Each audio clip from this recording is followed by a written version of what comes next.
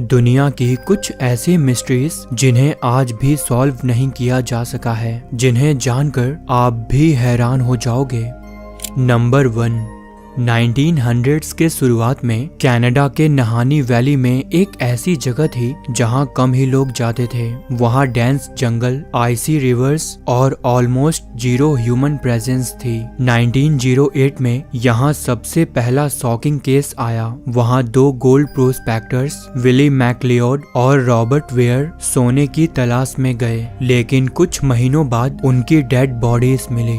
दोनों के सिर गायब थे। हैरान करने वाली बात यह थी कि बॉडी के पास ना स्ट्रगल के मार्क्स थे, ना कोई वेपन और ना ही लूट के साइन। उनका गोल्ड भी वहीं पड़ा था। इसके बाद 1910 से 20s के बीच और भी एक्सप्लोरर्स और ट्रैपर्स के ऐसे ही केसेस रिपोर्ट हुए। कुछ लोग डेड मिले, कुछ कभी वापस ही नहीं आए। हर बार एक ही पैटर्न मिलता, उनके हेड्स मिसिंग होते और बॉडी सही होती। इसीलिए लोगों ने इस जगह का नाम valley of the headless man रख दिया। अथॉरिटीज ने एक्सप्लेनेशन देने की कोशिश की कि शायद ग्रिजली बियर्स ने बॉडी को म्यूटिलेट किया हो या एनिमल्स की वजह से स्कल अलग हो गया हो, लेकिन सबसे अजीब बात यह थी कि सिर्फ हेड ही मिसिंग होता था, बाकी बॉडी ज्यादा डिस्टर्ब नहीं होती थी। ऐसा लगता था जैसे किसी ने जानबूझकर सर हटाया हो। लोकल लेजेंड्स में भी इस वैली को डेंजरस माना जाता था। कहते थे कि यहाँ इविल स्पिरिट्स और श्रापित जगहें हैं जहाँ लोग बिना किसी क्लू के गायब हो जाते हैं। आज भी नहानी वैली एक प्रोटेक्टेड नेशनल पार्क है, लेकिन ये केसेस कभी फुल्ली सॉल्व नहीं हुए। नंबर 2, 1912 के आसपास रशिया के एक रिमोट माउंटेन एरिया में एक मिलिट्री पोस्ट था जो बाद में ऑफिशियली अबैंडन कर दिया गया। वहां से सोल्जर्स हट चुके थे, इक्विपमेंट्स रिमूव हो चुका था और पावर सप्लाई भी कट कर दी गई थी। मतलब पेपर पर वो जगह बिल्कुल डेड थी। लेकिन तभी कुछ अजीब घटनाएं शुरू हुई। पास के विलेज और कुछ गवर्नमेंट ऑफिसेस में रैंडम फोन कॉल्स आने लगे। हैरान करने वाली बात यह थी कि कॉलर आईडी में उसी अबैंडन पोस्ट का नंबर शो होता था। जब लोग कॉल पिक करते तो वहां से कोई आवाज नहीं आती थी, सिर्फ तेज हवा की साउंड और बीच बीच में मेटेलिक नॉइस आती थी और कभी कभी कॉल खुद ही कट हो जाता था। सबसे अजीब बात यह थी कि पोस्ट बंद हुए सालों हो चुके थे और वहां ना कोई आदमी था, ना इलेक्ट्रिसिटी, ना फंक्शनिंग टेलीफोन लाइन, फिर भी कॉल्स आ रही थी। अथॉरिटीज ने जब चेक करने की कोशिश की तो लाइन डेड निकली। रिकॉर्ड्स में भी कोई एक्टिव कनेक्शन नहीं था। फिर भी कॉल्स का सिलसिला कुछ सालों तक चलता रहा और फिर अचानक बंद हो गया। लोग कहने लगे कि शायद ये पुराने मिलिट्री वायरिंग का इफेक्ट था या किसी अंडरग्राउंड सिस्टम का लेफ्ट ओवर सिग्नल। लेकिन सबसे अजीब बात ये लगती है कि एक जगह जो ऑफिशियली एग्जिस्ट ही नहीं करती थी, वहां से सालों तक कॉल्स कैसे आते रहे। नंबर 3, 2014 में यूएसए के न्यू जर्सी के वेस्टफील्ड टाउन में एक फैमिली ने अपना ड्रीम हाउस खरीदा। वो एरिया काफी रिच और शांत था, लेकिन शिफ्ट होने के कुछ ही दिन बाद उनके घर एक लेटर आया। एनवेलप पर लिखा था द वॉचर। लेटर में लिखा था, मैं इस घर को दशकों से देख रहा हूँ। तुम्हारे बच्चे कौन से रूम में सो रहे हैं मुझे पता है। सबसे अजीब बात ये थी कि लेटर्स में घर के अंदर के डिटेल्स लिखे हुए थे, जैसे वॉल्स, रूम्स और फ्यूचर प्लान्स। ऐसा लग रहा था जैसे कोई घर के बिल्कुल पास से या अंदर से देख रहा हो। फैमिली डर गई। पुलिस को इन्फॉर्म किया गया, पड़ोसियों से पूछा गया, लेकिन किसी पर भी सॉलिड प्रूफ नहीं मिला। कुछ दिनों बाद और लेटर्स आए। हर लेटर में सेम टोन होता था। हैरान करने वाली बात यह थी कि नेबरहुड में कोई सीसीटीवी, कोई विटनेस और कोई क्लियर सस्पेक्ट नहीं था। उन एनवेलप्स और स्टैम्प्स को फॉरेंसिक लैब भेजा गया, जहां साइंटिस्ट ने डीएनए ट्रेस निकालने की कोशिश की, लेकिन वो भी पॉसिबल नहीं हुआ। यानी लेटर्स लिखने वाले ने ग्लव्स यूज किए होंगे। धीरे धीरे प्रेशर इतना बढ़ गया कि फैमिली उस घर में रह ही नहीं पाई। उन्होंने घर बेचने की कोशिश की,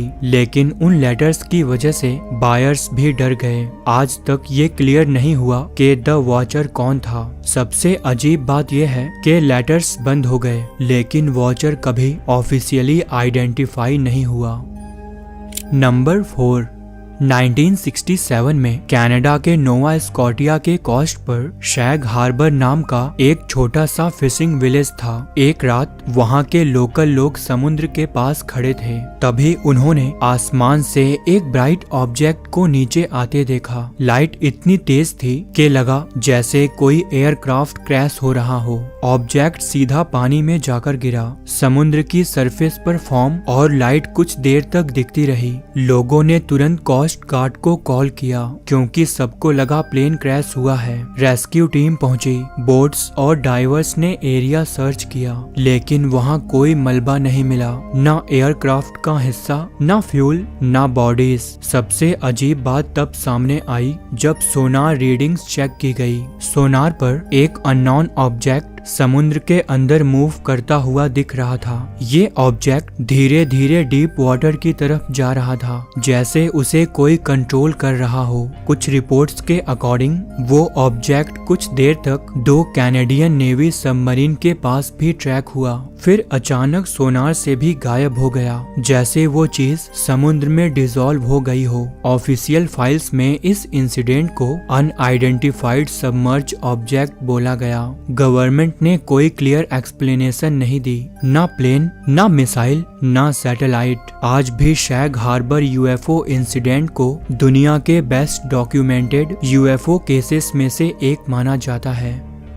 नंबर 5, 1954 में जापान के टोक्यो एयरपोर्ट पर एक आदमी इमिग्रेशन काउंटर पर आया। सब नॉर्मल लग रहा था, लेकिन जैसे ही ऑफिसर्स ने उसका पासपोर्ट देखा सभी हैरान हो गए। पासपोर्ट पर कंट्री का नाम टॉरेट लिखा था। ऑफिसर्स ने सोचा कोई मिस प्रिंट होगा, क्योंकि टॉरेट नाम की कोई कंट्री दुनिया में एग्जिस्ट ही नहीं करती। लेकिन फिर भी वो आदमी बिल्कुल शांत था। उसने कॉन्फिडेंटली कहा कि टॉरेट यूरोप में है और 1000 साल से एग्जिस्ट करता है। जब ऑफिशियल्स ने मैप दिखाया तो उस आदमी ने एंडोरा की जगह पर उंगली रखी और बोला कि ये मैप गलत है, यहाँ टॉरेट होना चाहिए। सबसे अजीब बात ये थी कि उसके पासपोर्ट पर मल्टीपल कंट्रीज के रियल स्टैम्प्स थे, जैसे वो पहले भी काफी इंटरनेशनल ट्रैवल कर चुका हो। अथॉरिटीज को लगा ये कोई फ्रॉड केस है, इसीलिए उस आदमी को पास के एक होटल में रखा गया। रूम के बाहर गार्ड्स लगाए गए और पासपोर्ट को एविडेंस के तौर पर रख लिया गया। लेकिन अगली सुबह जो हुआ वो सबसे ज्यादा शॉकिंग था। होटल का रूम बिल्कुल खाली था, ना आदमी था ना उसका लगेज, और सबसे ज्यादा हैरान करने वाली बात ये थी कि उसका पासपोर्ट भी गायब था। रूम बाहर से लॉक्ड था, विंडोज भी सील्ड थी। गार्ड्स ने क्लेम किया कि उन्होंने रात भर किसी को बाहर जाते नहीं देखा। फिर वो आदमी अपने रूम से कहां गायब हो गया। इसके बाद उस आदमी का कभी कोई ट्रेस नहीं मिला। टॉरेट कंट्री एग्जिस्ट नहीं करती, फिर भी वो आदमी ऐसे बिहेव कर रहा था जैसे वो बिल्कुल अपनी रियल दुनिया से आया हो। सबसे अजीब बात यह है कि अगर वो फ्रॉड था तो उसके पास इतने परफेक्ट डॉक्यूमेंट्स और स्टैम्प्स कैसे थे, और बाद में वो कहां गायब हो गया। नंबर 6, 1967 में यूएसए के लेक हैफनर में कुछ डाइवर्स रूटीन डाइविंग कर रहे थे। तभी उनकी नजर लेक के बॉटम पर एक अजीब से सीमेंट ब्लॉक पर पड़ी। पहले लगा कोई कंस्ट्रक्शन का हिस्सा होगा, लेकिन जैसे ही वो पास गए अंदर एक ह्यूमन बॉडी दिखी। सबसे अजीब बात ये थी कि बॉडी पूरी तरह सीमेंट में फंसी हुई थी। हाथ पैर रोप से बंधे हुए और मुंह में एक रबर ट्यूब थी, जैसे सांस लेने के लिए लगाई गई हो। पुलिस ने जब बॉडी को बाहर निकाला और फॉरेंसिक टेस्ट किए गए तो एक और शॉकिंग रिपोर्ट सामने आई। पता चला कि ये मर्डर लगभग 10 साल पुराना था। मतलब बॉडी इतने सालों से लेक के अंदर थी, फिर भी आइडेंटिफाई नहीं हो पाई। हैरान करने वाली बात यह है कि उस आदमी का नाम कभी पता नहीं चला। कोई मिसिंग रिपोर्ट मैच नहीं हुई, कोई रिलेटिव सामने नहीं आए। कुछ इन्वेस्टिगेटर्स ने गैस किया कि ये शायद माफिया स्टाइल एग्जीक्यूशन था। विक्टिम को जिंदा या आधा जिंदा सीमेंट में डालकर लेक में फेंक दिया गया। लेकिन कुछ लोगों का कहना था कि शायद ये किसी इल्लीगल कंस्ट्रक्शन या एक्सीडेंट को छुपाने का केस हो। सबसे बड़ी मिस्ट्री ये है कि अगर ये माफिया का काम था तो इतनी सफाई से आइडेंटिटी कैसे मिटा दी गई, और अगर एक्सीडेंट था तो हाथ पैर बंधे क्यों थे। आज भी ये केस फाइल्स में the cement man of Lake Hafner के नाम से दर्ज है। नंबर 7, 1990 में वेल्स के एक छोटे से टाउन क्लैंगॉकलेन में ट्रेवलाइन एवंस नाम की एक लेडी अपनी एक एंटीक शॉप चलाती थी। वो एक नॉर्मल दिन कस्टमर से बात कर रही थी और बिल्स लिख रही थी। दोपहर के टाइम उसने बोला कि वो 10 से 15 मिनट में वापस आ जाएगी। उसने शॉप का डोर लॉक कर दिया, लेकिन अपना पर्स और जैकेट अंदर ही छोड़कर चली गई। स्ट्रीट नॉर्मल दिन जैसे काफी बिजी था। टूरिस्ट, लोकल लोग, ट्रैफिक सब कुछ नॉर्मल था, लेकिन ट्रेवलिन कभी वापस नहीं आई। कुछ घंटों बाद लोगों ने नोटिस किया और पुलिस को बुलाया। इन्वेस्टिगेशन शुरू हुई, लेकिन शॉप के अंदर कोई स्ट्रगल के साइन नहीं थे। कैश रजिस्टर ठीक था, कोई क्लू भी नहीं मिला। सबसे अजीब बात यह थी कि बिजी स्ट्रीट होने के बावजूद किसी ने भी ट्रेवलाइन को जाते, किसी के साथ बात करते या किसी व्हीकल में बैठते हुए नहीं देखा। पुलिस ने सब एंगल चेक किया, एक्सीडेंट, किडनैपिंग, वॉलेंटरी डिसअपीयरेंस, लेकिन कुछ भी कंफर्म नहीं हुआ। पास के रिवर तक सर्च हुआ, फॉरेस्ट चेक हुए, लेकिन कोई भी ट्रेस नहीं मिला। सारे रिकॉर्ड्स के हिसाब से ट्रेवलाइन सिर्फ 15 मिनट के गैप में गायब हो गई। आज भी ट्रेवलाइन एवंस का केस अनसॉल्व्ड है। दोस्तों, कौन से मिस्ट्री आपको सबसे ज्यादा शॉकिंग लगी, कमेंट में मेंशन जरूर करें। साथ ही वीडियो को लाइक और शेयर करना ना भूलें। मिलते हैं नेक्स्ट वीडियो में। धन्यवाद।